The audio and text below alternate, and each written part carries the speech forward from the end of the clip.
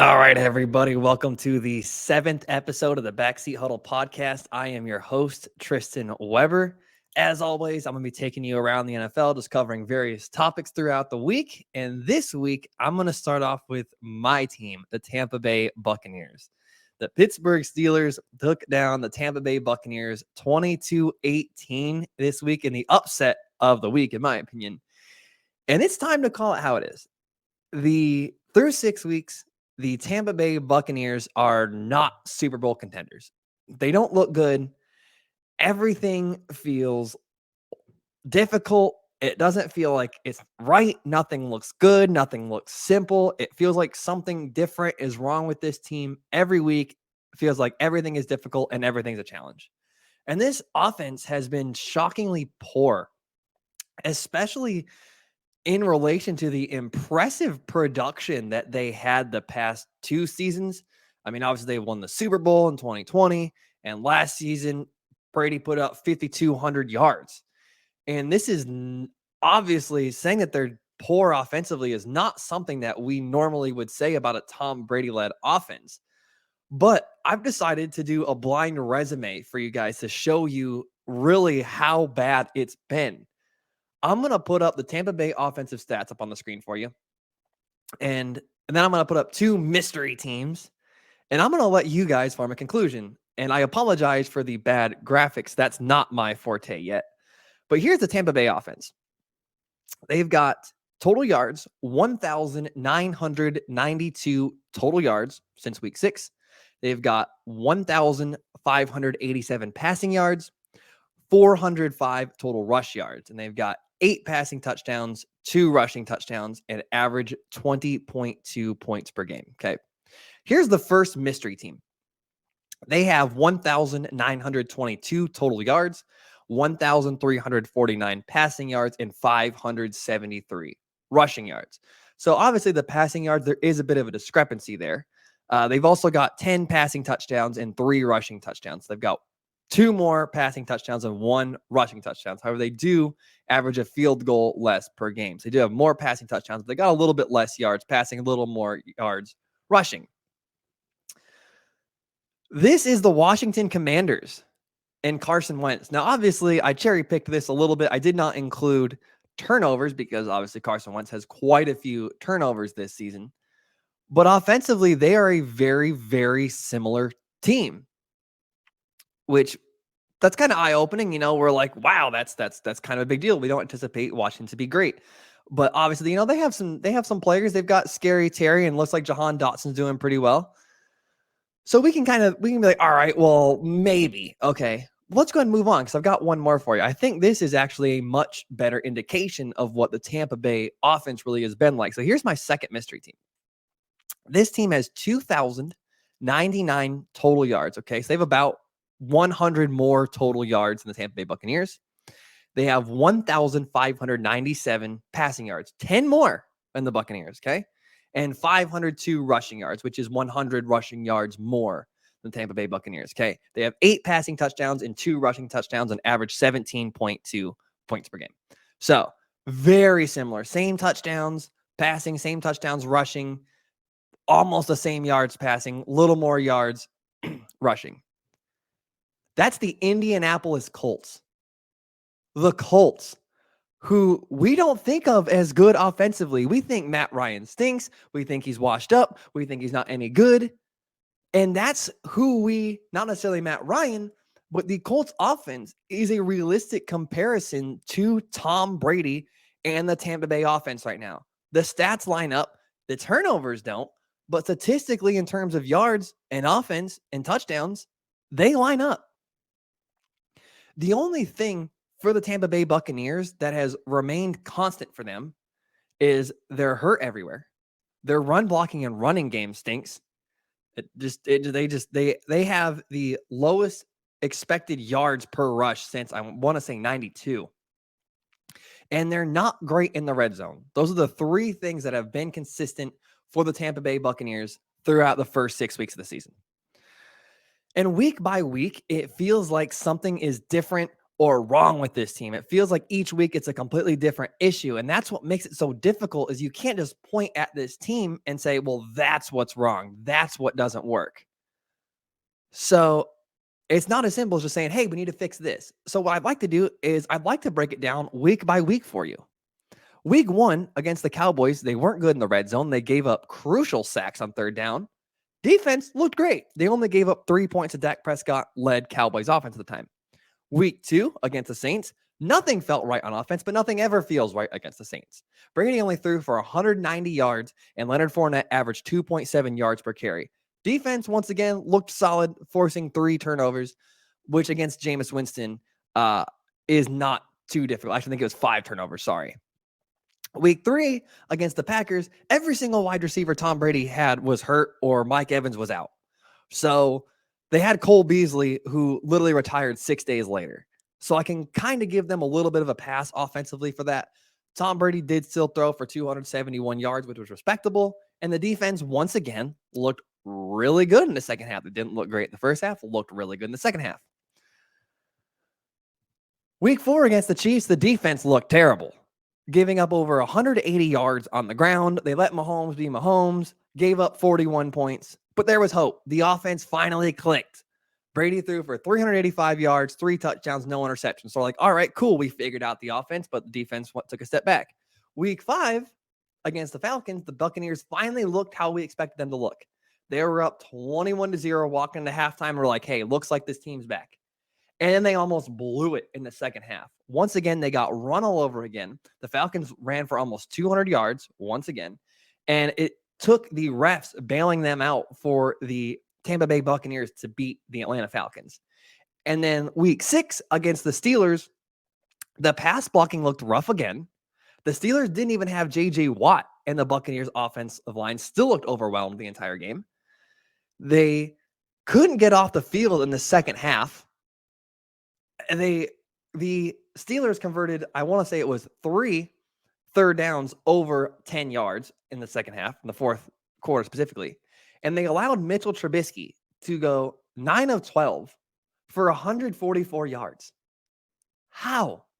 How do you lose that game to Mitchell Trubisky? Nothing on this team looks right.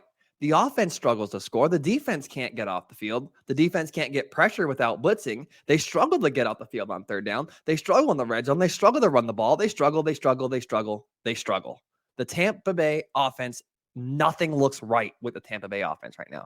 It has been a really rough start for them. And through the first 6 weeks, they look like they miss Bruce Arians. And I did not think I would say that because at least over the past 2 seasons, they could, with him as the head coach, they could score. They put up yards. They put up touchdowns. They were good in the end zone or red zone. Right now, Tampa Bay Buccaneers look mediocre. And when's the last time we said that about a Tom Brady-led team? If the Tampa Bay Buccaneers keep playing like this, they are 100% going to get bounced out of the playoffs in the first round. And the only reason that they will make it to the playoffs if they keep playing like this is because they're playing in the weakest division in the NFL. And if they keep playing like this, it is totally possible Atlanta could sneak up and win this division because Atlanta is playing very well right now. As the saying goes, you are what your record says you are. And right now, they're a 500 football team at 3-3, and they look like it. They're playing like it. But here's the good news. If you're a Tampa Bay Buccaneers fan or you play the Tampa Bay Buccaneers, you have the second easiest schedule in the NFL moving forward. So there's time to fix it, but they got to figure it out quick. I'm going to go ahead and move on. That being said, to the other shock of the week where the Giants took down the Ravens 24-20, which I don't think anybody saw was coming. I'm worried to say this a little too early, like I did with Joe Judge, but it really looks like the Giants found the right coach. Brian Daboll is winning way more games, way quicker than absolutely anybody would have expected of him and this team. 5-1. Nobody expected this team to be 5-1 after 6 weeks. And Daniel Jones looks like he is improving under Brian Dable. I mean, it looks like Brian Dable is doing for Daniel Jones what he did for Josh Allen was in Buffalo. Daniel Jones has heavily cut down on the mistakes, and he's doing it with a bunch of receivers we've never even heard of. Their leading receiver on Sunday against the Bills was, I believe, Daniel Bellinger. Who? I mean, it is definitely very impressive. In a way, and this is just going to be an insult, the Giants remind me of the Mitchell Trubisky-led Bears team from a couple seasons ago that made the playoffs, and it just didn't make any sense how.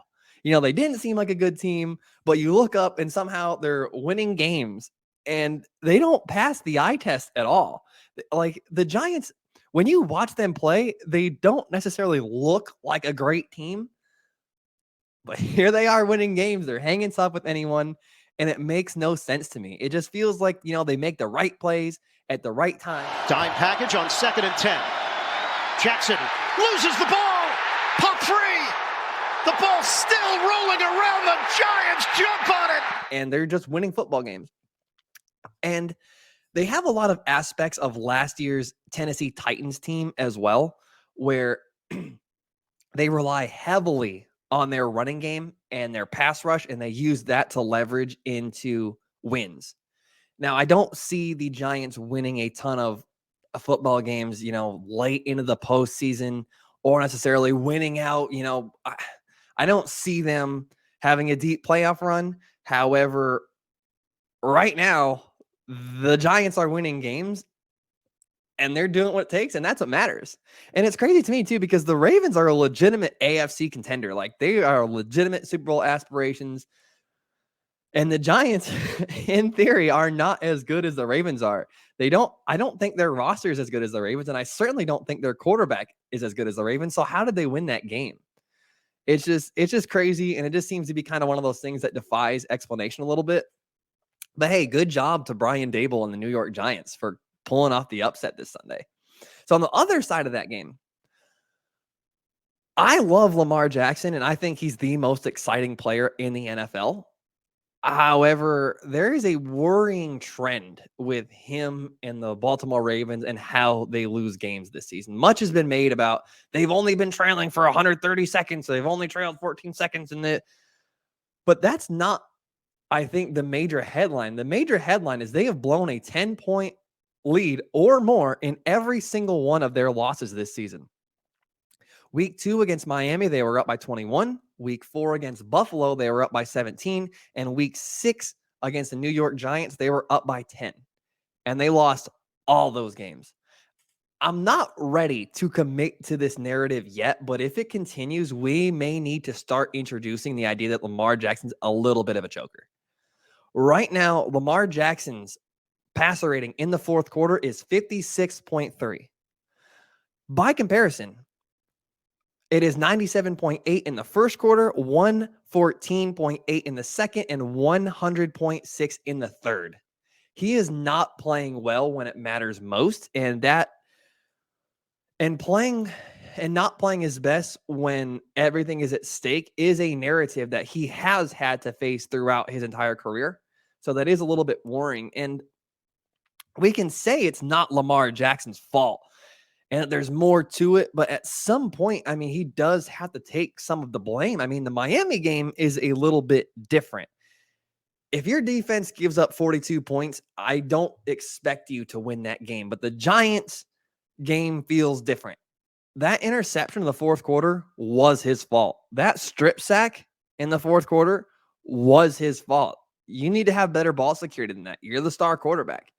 And the Buffalo game, the fact they only scored 3 points in the second half is in part his fault. He's the quarterback. The offense goes through him. And it's strange, too, that they're losing these games like this because the makeup of this team, given that they are such a heavy running team, and that's what they do, that's more or less their core and identity, would lend itself to being able to close out games. That's what the Ravens should be able to do. Should be able to pound the rock and close the game, bleed the clock, and win it. But for some reason, they're losing games that they should win.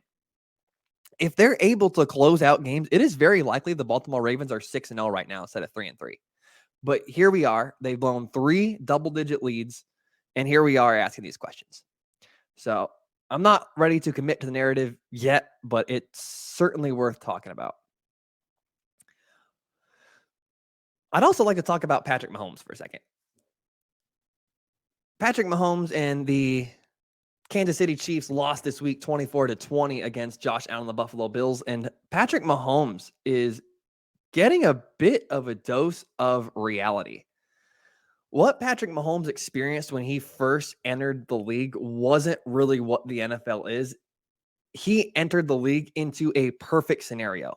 He had an elite wide receiver. He had a Hall of Fame tight end, Hall of Fame head coach, elite offensive line, very good to great running backs. Kareem Hunt was his running back when he won the MVP, and a solid defense. The year they won the Super Bowl after week 8, they were the number 1 ranked defense after week 8. That's not how it usually works. Now he is getting a little bit a dose of reality of how the NFL actually is now that he doesn't have those things. Scoring 20 points against the Bills with two turnovers just isn't good enough. There was a time where the world would have crashed down had the Kansas City Chiefs only scored 20 points. And I'm not here to say he's garbage or that he's not good or he's washed up or he's overrated, because he's not. He is every bit as good as people say he is. He's just coming back down to earth in terms of how things in the NFL are. The life in the NFL is not perfect like it was for him when he first entered the league. He doesn't get to eat his cake and have it too in the perfect scenario. Now that he doesn't have Tyreek Hill on the outside, he doesn't have the best defense in the entire world. He doesn't have elite outside weapons. He's still got Jason Kelce. He's still got a very good offensive line, but they're not elite like they were when he first entered the league. And I suspect that's a big reason the offense isn't putting up as many points. They don't look quite as explosive. They're perhaps a little more one-dimensional than they were in previous seasons, although they have had some really solid rushing games this season. At this time, they just have a lot of very good offensive line, good receivers, Hall of Fame tight end still, good defense. But every elite quarterback we've seen has been through this, and where instead of having elite talent to elevate you, it's up to the quarterback to elevate the talent around them and make them better. And Patrick Mahomes is doing this already, but he's going to have to continue to do this more. And I think a really good example of this would be Peyton Manning in Indianapolis. Obviously, he started out with Marvin Harrison and Reggie Wayne. And then as Reggie started to age, Marvin started to age and retired. We saw him elevate Pierre Garçon. And then we saw him elevate role players like Austin Collie. And the better example is probably when he was in Denver, where obviously Demaryius Thomas, rest in peace, Eric Decker, Emmanuel Sanders, and especially Julius Thomas, they were all good to very good. And then he gets there and they are just elite. He's putting up elite numbers and they obviously jumped to that next level. So we will, in time, really see that with Patrick Mahomes as he continues to evolve and grow and improve as a quarterback. Like I said, he's already doing that. Like, have we ever seen Juju Smith-Schuster look this good? I mean, there was times where he looked this good, but he's never looked this good. But Patrick Mahomes is getting a reality check as far as things not being as perfect as they were when he first entered the league. So the last thing I would like to talk about before I end my show is the NFL is kind of lame right now. And it's a weird thing, and I love football, but the state of the NFL is in a really weird spot. So far, the 2022 NFL season feels like one of the worst I can remember, and I think there's two main reasons why. Number one, the changes in defensive coverages, and the NFL as a whole is very average right now. The first thing that concerns me is the change in the NFL defensive coverages, changing teams or forcing teams to go on 10 to 12 play drives. We hear it every single week at some point in the football game. We hear it every single week that the team needs to go. We got to see these guys go on 10 to 12 play drives because this is the way defenses are playing now. To me, this is not going to be a high scoring game, Jim. Wow. Because these two defenses are going to make you drive the field. The clock's going to run a lot because they're going to be consistently checking it down, running the football. Every once in a while you get a big play. But this is going to be a 24-20 type of game, maybe 30. Quite frankly, the game just aren't as exciting for it. Watching dink and dunk offense has an allure, and there's obviously been exciting plays, individual plays. Juju Smith-Schuster had a great one this Sunday. But based on feel and optics, the games just aren't as exciting. And I touched on this on the third episode. Through the first 3 weeks of the NFL season, unders were hitting an 80% rate. Games just don't seem to have that wow factor that they did, a season, 2 seasons ago. Second, teams in the NFL right now are average. Here's a list of the teams that are currently over 500. There's only 11 of them out of 32 teams. Right now, the Bills, Jets, Chiefs, Titans, Colts, and Chargers in the AFC. And the NFC, we have the Eagles, Giants, Cowboys, and the Vikings. That's it. There's 2 entire divisions in the NFL where all 4 teams are 500 or worse. That is the AFC North and the NFC West. Every single team in the NFL is either 3-3 or worse through 6 weeks of the season. And this is where I'm going to double down on the NFL being very average right now. Once again, there's only 11 teams that are 500 or better right now, and 3 of them I don't really even think of as good teams. Do we really think the Titans, Colts, and Giants, do we really think those teams are good? The Giants are 5-1. I'm a little on the fence about them, but do we consider the Titans and Colts actually good teams? So that brings it down to either 9 or 8 teams, depending on how you look at it. I certainly don't think much of the Titans, and I think even less of the Colts. And the teams that we are expecting to be exciting and provide us with wow, like the Buccaneers, the Bengals, the Ravens, the Rams, they've all been really underwhelming this season. There have been some games that have been exciting and fun, but I digress, they're the games I've chosen not to watch. In full honesty, I don't get the appeal of wanting to watch Geno Smith versus Jameis Winston. That's just not it for me. I watch the NFL because I want to see football at its best.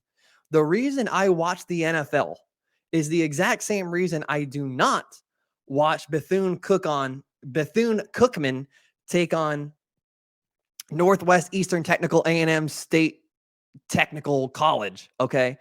I want to watch the best possible product. I want to watch the best players playing my favorite sport in the best way, in the best possible product, the best players making the best plays. And this season's been a little average. It's been a little bit of a disappointment, and I hope it's temporary. So that's it. That's my show. Thank y'all for tuning in. Take care, everybody.